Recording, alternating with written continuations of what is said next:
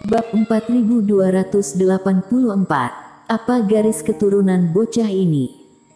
Erik bisa berturut-turut menggunakan teknik waktu di depan, di bawah serangan 3 penurunan, juga bisa terus memperjauh jarak, karena mengandalkan energi iblis yang terus-menerus diberikan oleh iblis langit bermata 3. Tetapi keterampilan sihir hitam Fire Devouring juga bukanlah teknik yang tidak terkalahkan. Jika ilmu sihir ini digunakan dalam jangka panjang, energi iblis juga bisa menyerang balik ke dalam meridian kultivator.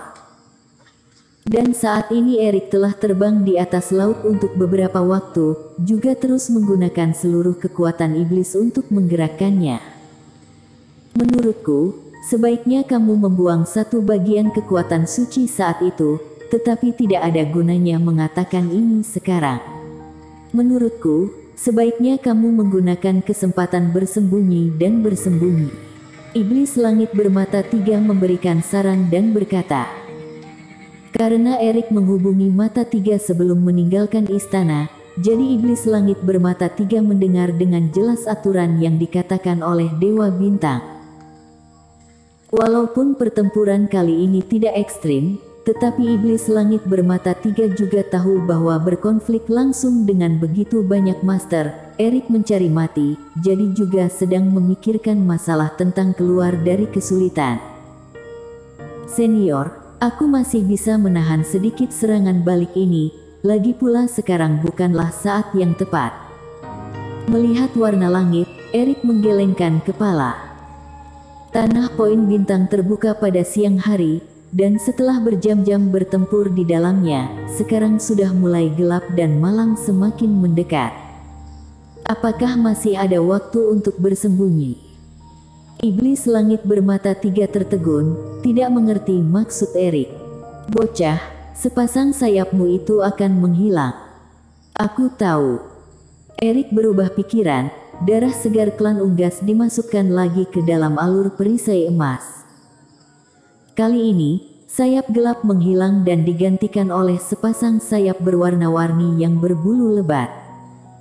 Dan kecepatannya tidak berkurang sama sekali, sekali lagi mempertahankan kecepatannya.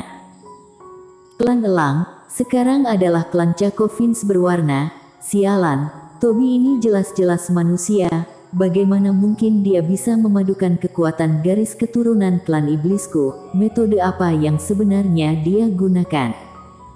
Di belakang, Rico yang sedang dalam mengejar, wajahnya berubah dan hatinya dipenuhi dengan kesuraman. Sebagai garis keturunan tercepat di dalam 5 klan iblis, klan naga sisik seharusnya dapat dengan mudah mengejar Erik yang sebelumnya terluka. Alhasil, setelah sekian lama mengejar, kedua belah pihak akhirnya hanya mempertahankan situasi ini. Dan hasilnya sendiri membuat satu persatu klan naga sisik mengamuk. Seolah-olah seseorang yang pandai memasak, seorang pengemis di pinggir jalan membuat sesuatu yang sama enaknya dengan masakannya. Ini bukan seri, ini memalukan. Yang lebih aneh lagi adalah bahwa seorang kultivator biasa, tumbuh 2 sayap di punggungnya adalah hal yang sangat aneh. Dan sayap yang tumbuh ini, aura yang terpancar dari mereka, sangat familiar baginya sebagai klan iblis. Bukankah ini adalah energi garis keturunan dari klan besar, klan unggas? Yang mulia, mungkinkah Mingsu tidak mengatakan yang sebenarnya, bahwa Toby sebenarnya adalah ras campuran 2 klan? Di samping Rico, tetua berambut putih cemberut dan berkata, daratan Jiaoshu juga bukan tidak memiliki klan iblis yang jatuh cinta dengan manusia, akhirnya memiliki keturunan. Walaupun hal ini relatif jarang terjadi, namun masih ada. Dan beberapa dari keturunan ini telah mewarisi kelemahan kedua klan, lemah secara fisik dan idiot yang lamban. Tetapi ada juga Big Grand, memanfaatkan kekuatan kedua klan dan menjadi kultivator alami.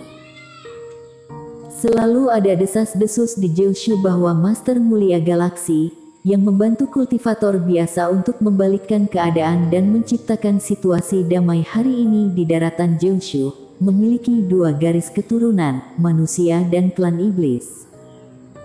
Pada akhirnya, dia juga memecahkan kekosongan dan menjadi master di luar jangkauan banyak kultivator. Tetapi walaupun orang ini memiliki garis keturunan klan iblis, juga tidak mungkin memiliki dua garis keturunan klan iblis, bukan? Tetua naga muda bertanduk menyeringai. Pertama elang, kemudian Cakovins 7 warna. Mungkinkah salah satu orang tuanya juga memiliki dua garis keturunan klan iblis? Dan sambil terbang, yang membuat kultivator klan naga sisik semakin tidak bisa percaya adalah sayap 7 warna di punggung Erik juga menghilang, digantikan oleh sepasang sayap hitam murni. Tidak sampai waktu 1 jam, Erik berturut-turut menumbuhkan 3 jenis sayap yang berbeda. Ini terlalu aneh. Banyak kultivator belum pernah melihat hal yang aneh seperti ini sepanjang hidup mereka. Berubah menjadi klan elang hitam lagi, orang ini jelas bukan garis keturunan, melainkan menampilkan beberapa teknik aneh. Rico berkata dengan dingin. Mungkinkah orang ini memiliki hubungan dengan organisasi rahasia siluman? Tetua berambut putih berkata. Di antara klan iblis, hanya ada organisasi ini yang dilawan oleh semua orang, mempelajari perpaduan klan iblis yang berbeda, untuk mencoba menciptakan klan iblis terkuat. Tidak peduli benar atau tidak, setelah kita menangkapnya nanti, yang terbaik adalah tidak menghancurkan jiwa dewanya. Tekniknya ini, jika klan iblis kita bisa menggunakannya, itu akan menjadi berkah besar bagi klan iblis. Mata Rico penuh energi.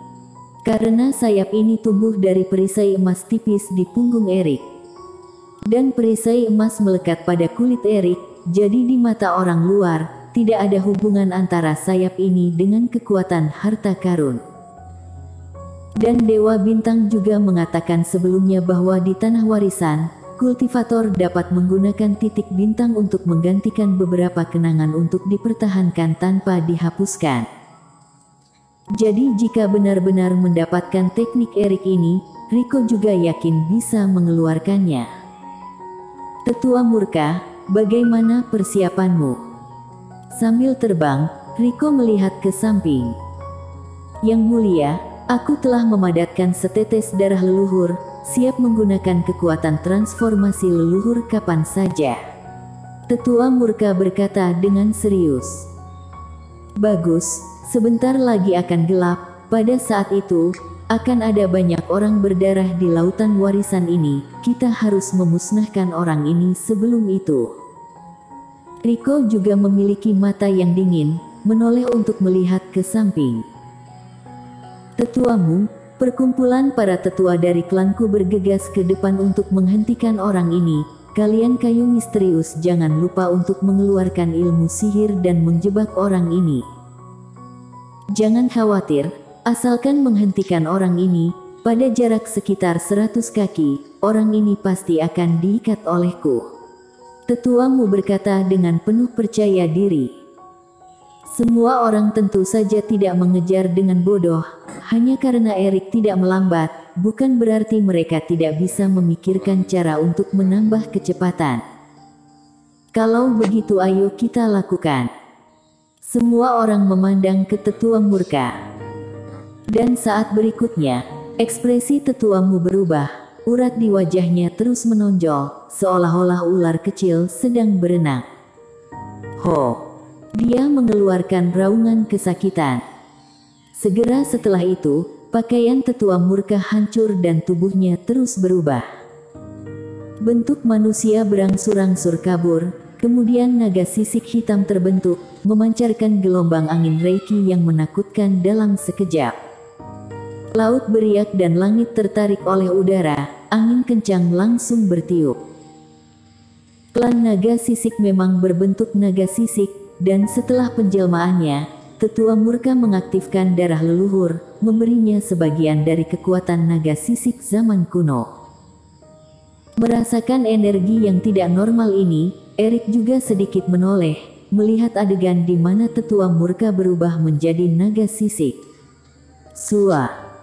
Kemudian, Erik hanya merasakan kekaburan di depan matanya. Sebuah bayangan hitam terus mengejar ke arahnya. Merepotkan.